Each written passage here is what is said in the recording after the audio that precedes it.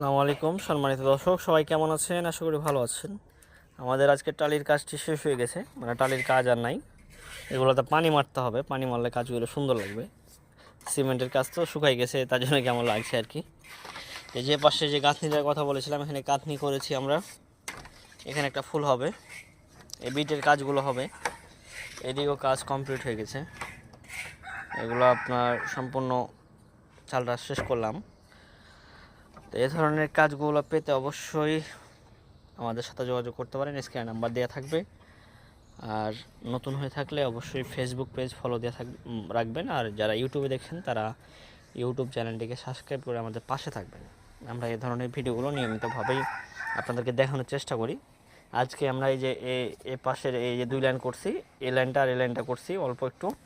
এইদিকে গাঁথনি করলাম, এদিকে আবার এই যে পাশ করলাম, আর ওইদিকে একটু কাজ আছে ওইটুকু করলাম। আজকে সারাদিনের কাজ এই এতটুকুই।